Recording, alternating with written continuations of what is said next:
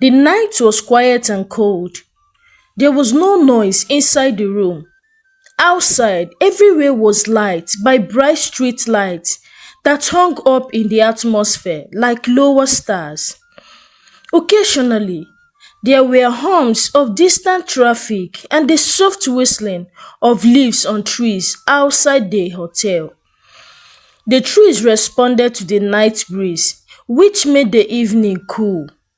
Inside the hotel, Kate sat on the edge of her bed, staring at her phone. Her mind was pounding fast. It was the first time she was attempting a crime. Despite convincing herself that it was the right thing to do to her husband, Kate was still afraid. The pastor's plan had taken her by surprise, but it also excited her. She couldn't deny the thrill of seeing her husband fearful and desperate to rescue her. Yet, a small part of her felt unease. What if this went too far? What if Nedu couldn't raise the money? What if things get out of hand and they are arrested? She tried to shake the thought away, but they remained in her head. She couldn't deny being afraid. The pastor was sitting across from her and he was scrolling through his phone. A gentle smile could be seen on his face. He looked up at Kate and sensed her restlessness and fear. The pastor instantly knew that Kate was afraid of what was going to happen next. On the other hand, the pastor was not afraid. This was not his first time of doing crime. He was being involved in criminal activities in the past. This was more or less a lifestyle for him. It was another opportunity to make money. The process has been initiated already, and he was not going to allow Kate to spoil things for him with fear. He therefore spoke to reassure Kate that everything will go as planned. Don't worry, everything will go as planned. By this time tomorrow, you will be richer than you are today. Think of what 5 million can do for you. Think of the expensive wigs you can buy. Think of how you could become rich just by one deal that will give you 5 million. If you want to use your legitimate work to earn such money, it will take you at least 1 year. However, with this deal we are about to do, you can earn it in just 1 day. Relax, everything will be well, the pastor tells Kate, but she was still not fully convinced. Kate nodded in silence, her stomach choked with a mixture of guilt and anticipation. She picked up another apple and chewed it with much difficulty.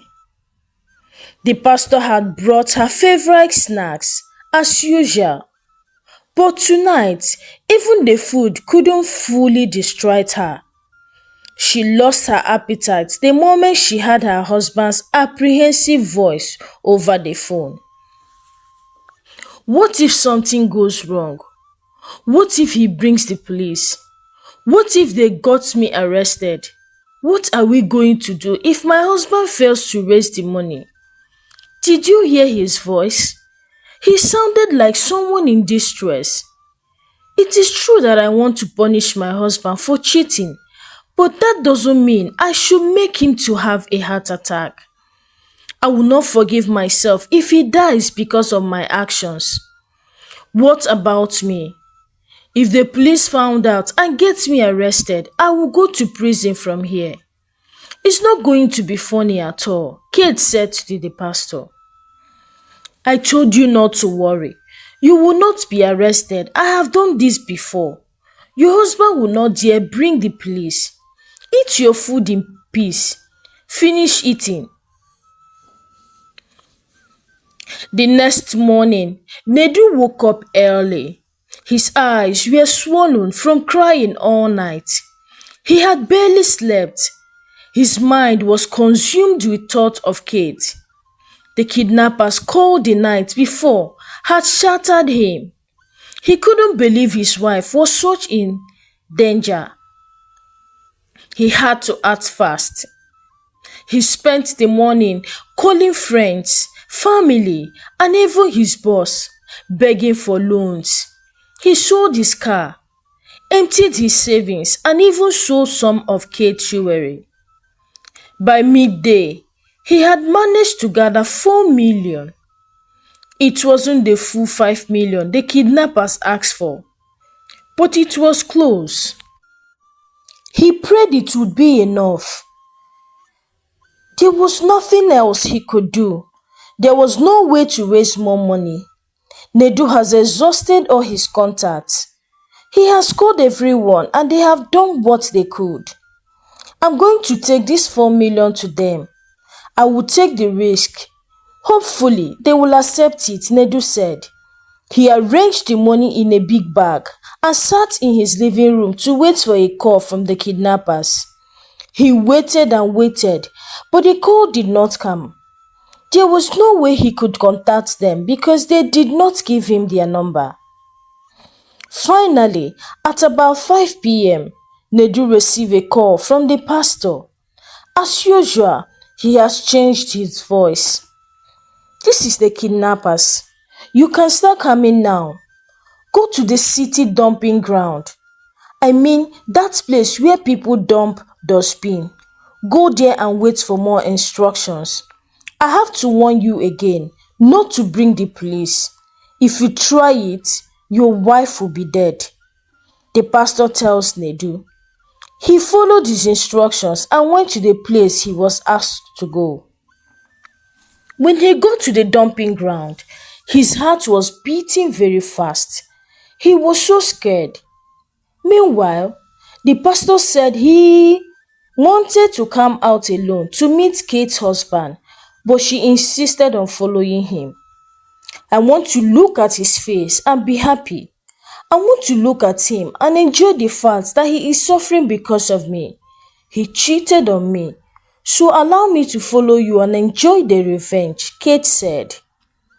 When they drove close to the dumping ground, the pastor called Nedu again. Drop the money there and walk away, the pastor said. What about my wife? When are you going to release her? Nedu asked. Drop the money and walk away, or we will shoot you dead. You are not the one to teach us our job, the pastor said. Nedu dropped the bag of money and ran. Nedu went home with confusion in his head. He did not know if the kidnappers will release his wife or not. He did not know if they have opened the bag of money and discovered that it is not complete. He was not given any chance to explain himself when he went to give them the money. There was no way he could know what to expect next. He did not have the phone number of the kidnappers. He had no way of contacting them to know if he could come and pick his wife. He was just confused, sad and angry. I don't even know what is going to happen next. The worst is that they did not even give me a phone number to call. They did not even tell me if they were going to release my wife or not. I have no idea what they are thinking after opening the bag of money and finding out that it is not up to 5 million they asked me to bring. They should have allowed me to talk. Maybe I would have begged them to release my wife with the 4 million I took to them. But now, I don't even know how to think. I'm just so sad and angry, Nedu said in his heart. He was in his room alone. I have been reading news of people killed by kidnappers even after the payment of ransom. I hope my wife's situation will not be the same. I hope these people will not kill my wife. I don't want to lose my wife to the kidnappers. I never imagined that one day I will be in this kind of situation where my wife will be kidnapped and I will be looking for her. God, please help me. Let this cup pass me by. Let my wife not die. Give her a second chance to live, Nedu said. Nedu was constantly looking at his phone and checking to see if the kidnappers would call him. Each time the phone beeps, he springs to his feet to check to see if it was the kidnappers that were calling him. He continued checking his phone, but no call came from the kidnappers. He was so apprehensive. His heart was beating very fast, and he was afraid that he might soon have a heart attack. Nedu entered the kitchen and brought out a bottle of cold water from the fridge and poured it on his head so that he would cool off. His head was hot and he was sweating as if he has been running a marathon. His eyes had turned red due to a prolonged period of crying. He was so tired, but he was restless. He was in the kitchen, pacing around the floor as if he was searching for the solution to the problem at hand.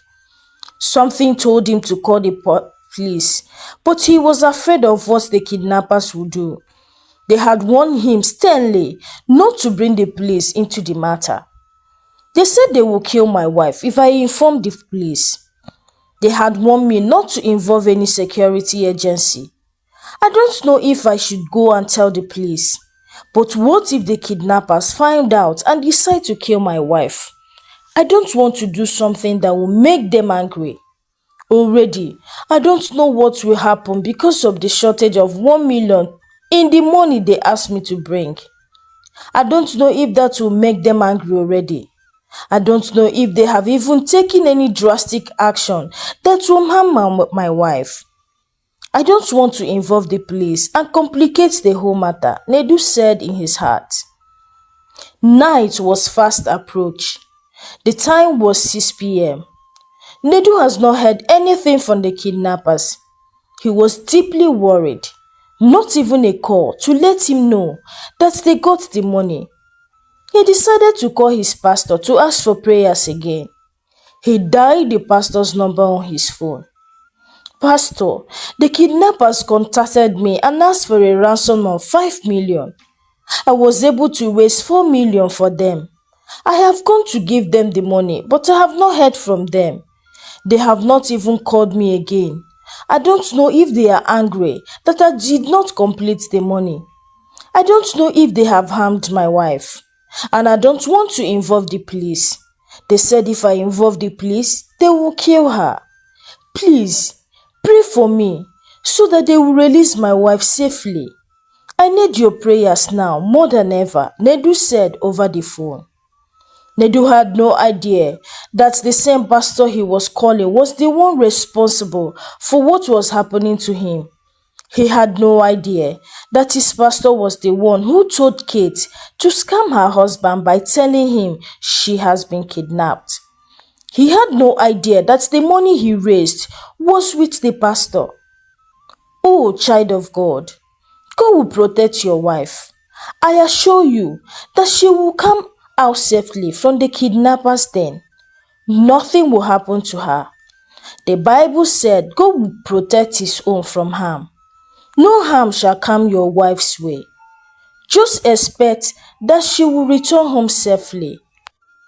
If I be a man of God, your wife shall be released to you safely. The pastor prayed over the phone. The pastor was in the hotel with Kate when Nedu's call came in.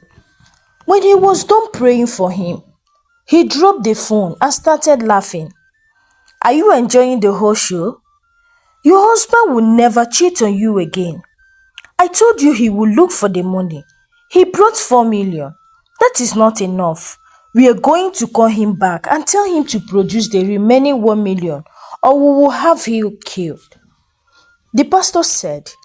He picked up his phone, hid his number and called Nedu. The pastor changed his voice as usual. We are the kidnappers. We have seen the money you brought and it is not enough. Look for the remaining 1 million and bring for us, or just forget about your wife. We will kill her. You have from now till tomorrow morning, the pastor said. So far, Kate has spent over 10 days at the hotel and she was becoming very restless. She was no longer comfortable with the game being played by the pastor. Out of the 4 million that her husband brought to them, the pastor took everything, and she did not get even one kobo from it. She was very angry. The pastor insisted that the money belongs to him, noting that Kate would take the outstanding 1 million if her husband brings it. He took the bag of money home, and Kate has not even seen him at the hotel since then. She was so angry. Meanwhile, the prospect of her husband seeing the 1 million still being demanded by the pastor was very low. He has borrowed from all sources, and there was no one who was ready to borrow him money again. The whole thing sank him into deep debt. He would be paying a lot of debts for many months to come because he borrowed a lot of money to make up the 4 million that he took to the kidnappers. Yet the money was still not enough. After they demanded for the remaining 1 million, he started running around again, but he did not see money. The pastor kept calling Nedu and making threats to kill his wife if he fails to deliver the remaining money to the kidnappers. Nedu had no idea that his pastor was actually the kidnapper who joined hands with his wife Kate to manipulate him. The pastor had stopped going to the hotel, and he was concentrating on enjoying the money he had collected from Nedu. He had no plans of going back to Kate. He has used her to get 4 million and decided to abandon her at the hotel. One day, Nedu paid a visit to the pastor's office to solicit for more prayers about his wife, who he still have not seen. He asked the pastor to pray for him so that he will see the remaining 1 million to give to the kidnappers so that they will release his wife for him. He said he has done all he could and he did not get the remaining money, and the deadline given to him by the kidnappers had passed. Nedu lamented that he does not even know if anything harmful has happened to his wife already. I don't even know if they have already killed her. They are still calling me, but I have not been able to raise the remaining 1 million. I have borrowed so much that no one is ready to borrow me again. All my family and friends have gone their best. They have done all they could to help me, and there is nothing more left. As I speak to you, I have fallen into a lot of debts. I sold my car and everything of value in my house to be able to raise the 4 million. I have done my very best, and all I need now is the mercy of God to help me and rescue my wife, Nedu said tearfully. He was crying. I don't know why this kind of problem befell me. I don't know why my wife was kidnapped. I have never dreamt it that one day I will be the one running around to look for ransom to pay to kidnappers. These are things I used to hear in the news. I did not know it will ever happen to me. The whole problem has shattered my life and turned me upside down. I have not gone to work since this problem started. I'm not even able to concentrate and think well since my wife disappeared. Her absence is affecting me so much. I'm so restless and tired of the whole problem. How I wish God would just solve the problem for me. Pastor, please pray for me. I need a miracle right now, Nedu said with tears in his eyes. The pastor is a very mischievous person who likes to exploit situations like this for his personal gains. He decided to use the whole situation to grow his reputation and ministry. He decided to give Nedu 1 million, but he was going to make it appear as if it was a miracle. I will pray for you right now, and you will receive 1 million to give to the kidnappers. God have told me that he is going to help you today. 1 million naira is going to appear here right now after my prayers. Just go outside for a while. Let me consult with God in spirit, the pastor said. Nedu obeyed him happily and went outside the office. When Nedu was outside, the pastor dipped his hand in the bag of money which Nedu had brought earlier and removed 1 million from the remaining cash. He has been spending from the money and it was remaining a few millions. He then called Nedu back into the office after a while. I said some prayers and God has provided you with 1 million naira. You are indeed blessed. On Sunday, you will come to church to give a testimony that I prayed for you and money appeared miraculously when you needed it the most, the pastor said. Nedu was very happy and surprised at the same time. He agreed to give the testimony. Oh my God, I'm so happy right now. Pastor, thank you very much. I don't know what I would have done without you. You have rescued me. Let me rush and give the money to the kidnappers so that they will release my wife, Nedu said as he rushed out of the room. When he got home, he opened the money. He was surprised to see that it was the same money he gave to the kidnappers. He knew because he used ink to mark each money. Even though he did not inform the police, he has taken steps to make it easier to catch the kidnappers if need be. This is the money I gave to the kidnappers. Does it mean the pastor is working with the kidnappers? I have to inform the police immediately, Nedu said to himself. There are some things that happen to people in life that make them to start questioning their sanity. They will start asking themselves if they are mad or mentally okay. This was the situation that Nedu found himself. He was starting to question his sanity. He has been through a lot since the past few days. His head was turning and spinning like a roller coaster. He has lost a lot of weight. The discovery he had made about the pastor being the one who kidnapped his wife was shocking. It made him to almost have a heart attack. He was still in his room planning and thinking of how to go about contacting the police. Nedu sat in his small living room, staring at the bundle of cash in front of him, his heart pounding heavily in his chest as the realization of the truth settled in like a drop of water. The pastor who his spiritual father was the mastermind behind his wife kidnapping. He clenched his fist in anger, feeling betrayed and foolish for trusting the man so blindly. He felt that he has trusted the pastor with too much. This was a huge mistake. The pastor even had the audacity to fool me that he did a miracle to bring out money from nowhere. He decided to take a drastic action against him. I must report this to the police immediately, he said to himself, grabbing his phone. With a sense of urgency, Nedu hurried to the police station. When he arrived, he was directed to the officer in charge of kidnapping and fraud.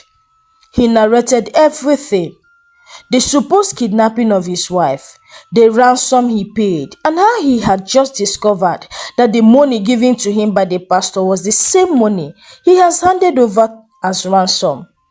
The officer listened attentively, nodding at intervals. Are you sure of this? The police officer asked. He was shocked.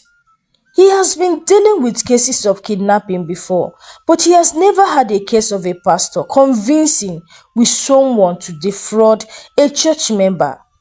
It was shocking to him. It was strange to his ears. Yes, sir. I'm very sure of what I'm saying. I know the money I gave to the kidnappers. It cannot be a coincidence that the pastor of my church will end up having the same money I paid as ransom. I marked each note with ink before giving it to the kidnappers. This is the same money. I swear, sir. I am not making this up, Nedu insisted. The officer exchanged glances with his colleagues. This is serious. If what you are saying is true, then your pastor is the real kidnapper. We need to act fast before he disappears with the money. The police quickly mobilized a team of officers, including plainclothes detectives, to follow Nedu to the pastor's house. They moved cautiously, ensuring that the pastor wouldn't be alerted before they got to him.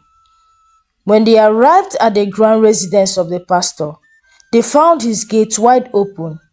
It seems like he wasn't expecting any problem. He was still spending the remaining money he made from Nedu. Nedu pointed at the house. That is his house, sir. That is where he lives, Nedu said. The officer approached the house quietly and knocked on the door.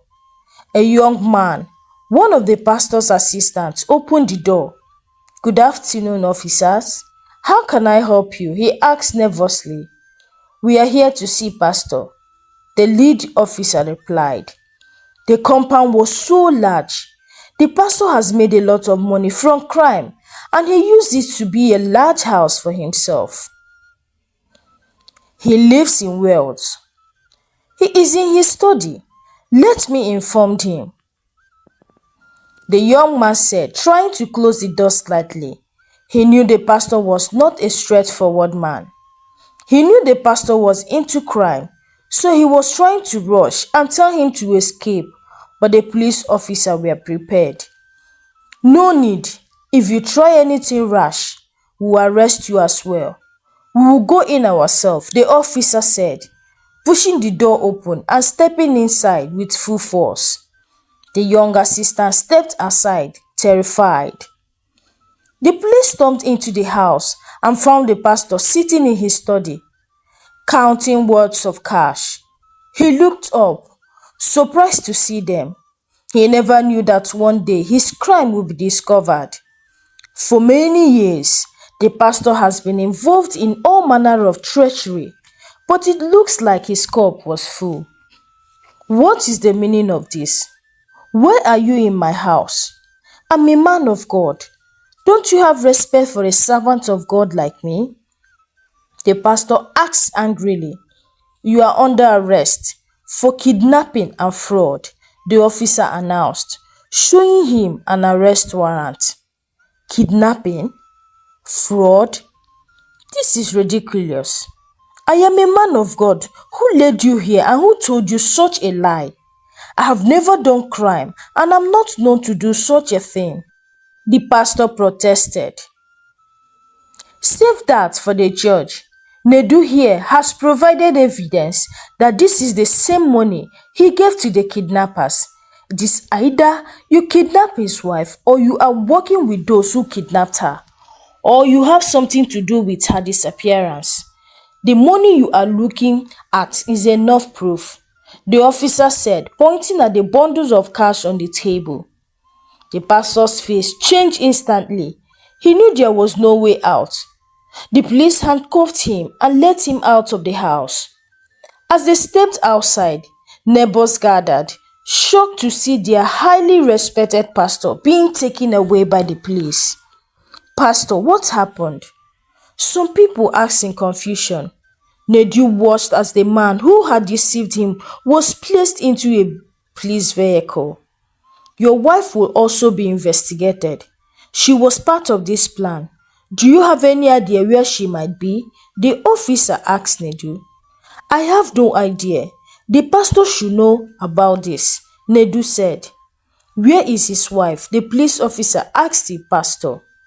The last place I knew she was staying is at the hotel, the pastor responded. The officer raised an eyebrow. A hotel? This case is getting more interesting. Let's go and arrest her too.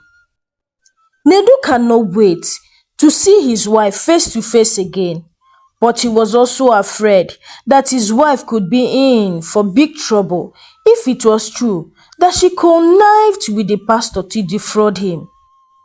The pastor has already made some confession to the police and Kate was implicated. Nedu never knew that his wife would have the mind of dealing with him the way she did.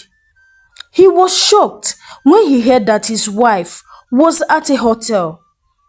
All along, he was thinking she was kidnapped. What took her there? Nedu asked himself. The drive to the hotel was tense. He sat in the police vehicle, his hands trembling slightly. He was not sure how he would feel when he finally saw Kate. Would he be furious? Would he break down in tears? He had spent weeks believing his wife was in danger, running around to save her, only to find out she had conspired against him. There were many things the pastor did not say, but from what he said, Kate was in agreement that they should defraud him. The police officer in the van remained focused.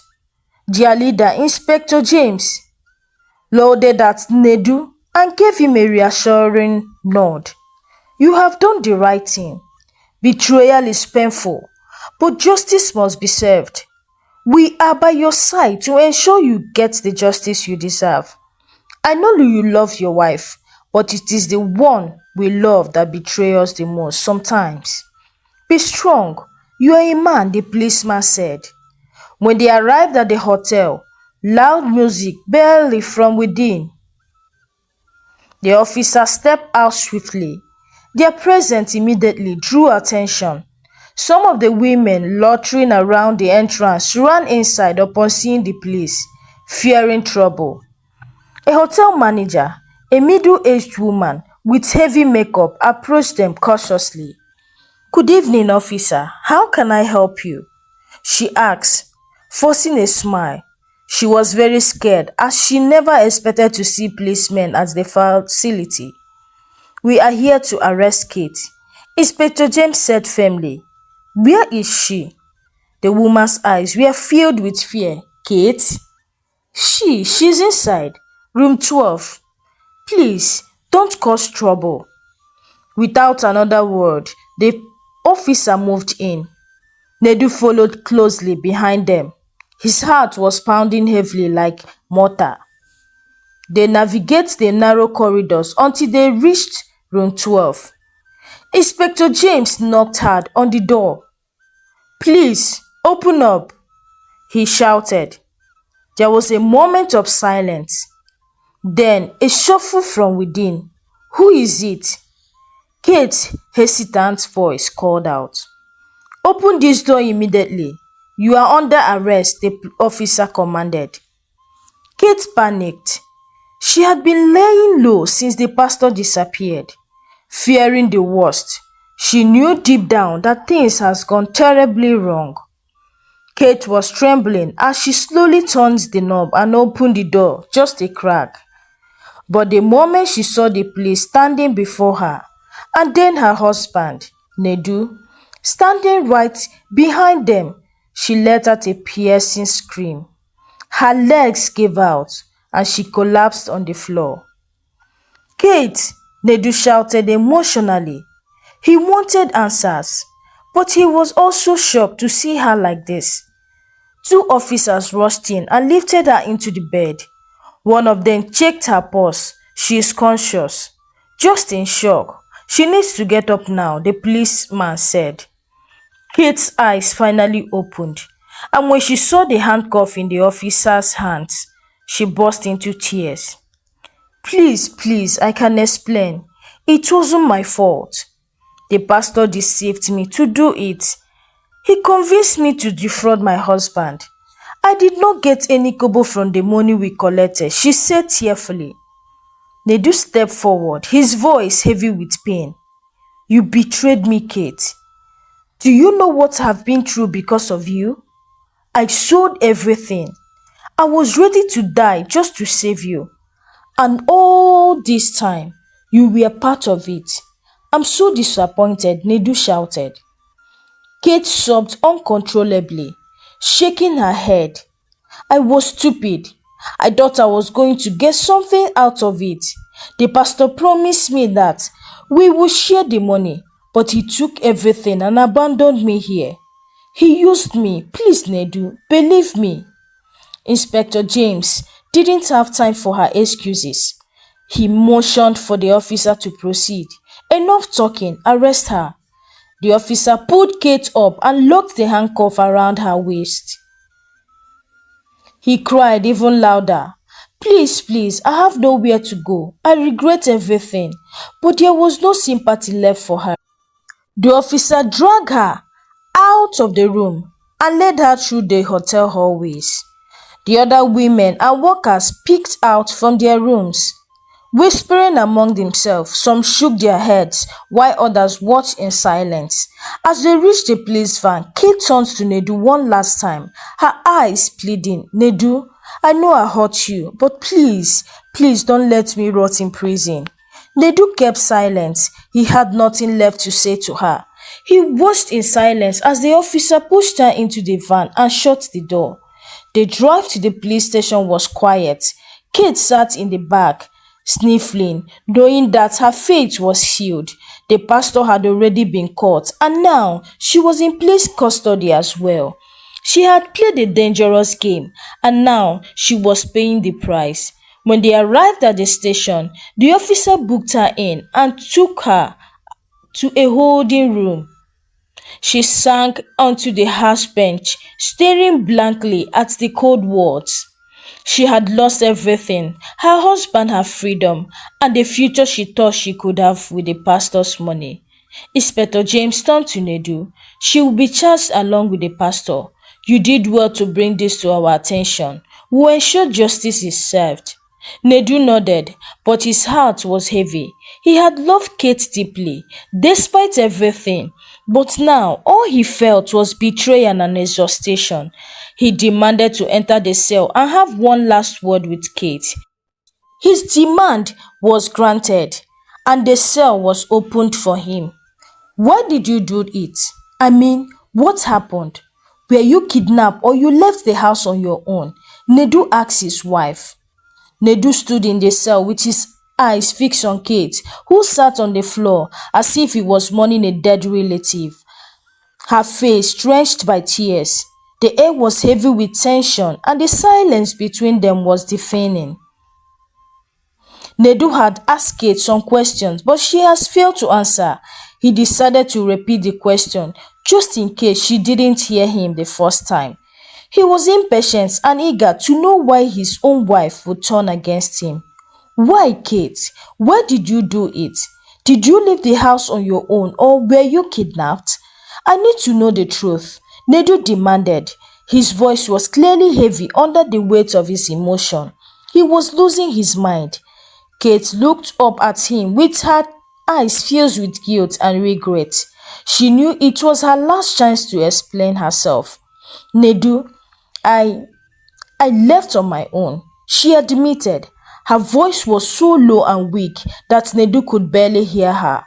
Nedu's heart was shattered into tiny shards like a broken bottle. He had held onto a saliva of hope that maybe, just maybe, she had been forced into this situation, but her confession shattered that hope. "Why?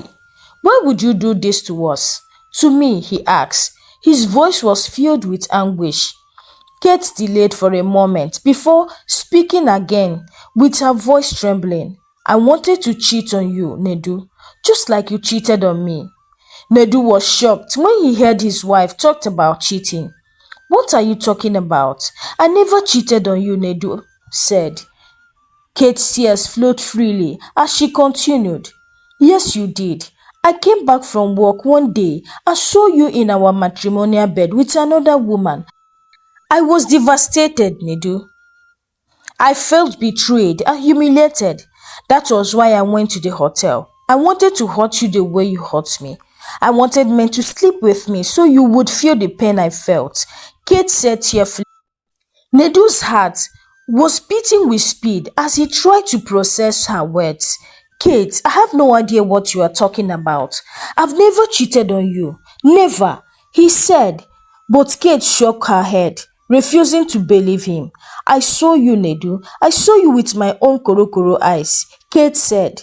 Nedu checked his head to know if he may have cheated and forgot, but he found no such thing in his brain. But he soon remembered what his wife was referring to as cheating. "Kate, the woman you saw, that was my mother. She had come to visit us and she was feeling unwell. I let her rest in our bed while I helped to massage her knee. You must have come in at that moment," Nedu said. Kate was shocked to hear that. Her face turned pale. Your mother?" she stammered, her voice barely audible. Nedu nodded, his heart breaking for her. "Yes, Kate, it was my mother. I would never cheat on you. I love you. Kate's word came crushing down around her. The realization that she had destroyed her marriage over a misunderstanding was too much to bear. She collapsed to the floor, sobbing uncontrollably. I'm so sorry, Nedu. I'm so sorry, she cried. Nedu knelt beside her, his own tears streaming down his face. Kate, why didn't you talk to me? Why didn't you ask me about it? Kate shook her head, unable to find the words to explain her actions. I was hurt and angry. I wasn't thinking clearly. I just wanted to hurt you the way I thought you had hurt me, she said. Nedu sighed deeply. His heart was heavy with sorrow. Kate, you've destroyed everything we had. I don't know if I can ever forgive you for this, Nedu lamented. Kate looked up at him, her eyes filled with hot tears. Please, Nedu, give me another chance. I will do anything to make it right. I love you, she pleaded, but it was clear to her that it was too late. Nedu stood up, looking at his face. One would see an angry man who had been betrayed by a wife he loved. He was done with the marriage. There was nothing anyone would do to rescue it. I love you too, Kate, but you betrayed me in worst way possible. I can't just forget that, Nedu said again. As Nedu turns to leave, Kate's sobs grew louder. Nedu, please, don't leave me. But Nedu didn't look back. He walked out of the cell, his heart shattered into a million pieces. As he stepped out of the police station, he felt a sense of finality. His marriage was over, and there was no going back. Meanwhile, Kate was left alone in the cell. Her mind was filled with regret and despair. She had lost everything. She lost her husband, her freedom, and her future. She had played a dangerous game, and now she was paying the price. She felt terribly sick. Later that day, Kate was taken to the hospital for a routine medical checkup since she was always collapsing and fainting. The doctor ran several tests and the results were devastating. Kate was diagnosed with HIV. The news hit her like a ton of bricks. She had not only destroyed her marriage but also her health. When Nedu found out about Kate's diagnosis, he was heartbroken. Despite everything she had done, he still cared for her. But he knew that he couldn't go back to her. He had lost his wife, and there was no way to fix what had been broken. Because of his love for her, he still visited her at the hospital. However, he knew that he had to move on with his life. He had loved Kate deeply, but her betrayal has changed everything. As he walked away, he vowed to never let anyone hurt him like that again. Kate, on the other hand, was left to face the consequences of her actions. The story of Nedu and Kate was a tragic one, a tale of love, betrayal, and the devastating consequences of misunderstandings and poor choices. In the end, both of them were left to pick up the pieces of their shattered lives, forever changed by the events that had resulted from a lack of communication. If Kate had stuck to Nedu before taking her decisions, she would have known that he was not cheating. This is why communication is important in every relationship. Hi besties, thank you for watching this story. Tell me, what moral lesson did you learn from this story? Share it in the comment section. Please, if you've not subscribed to this YouTube channel, do so by subscribing, like, share, until I bring another interesting story your way. Bye for now.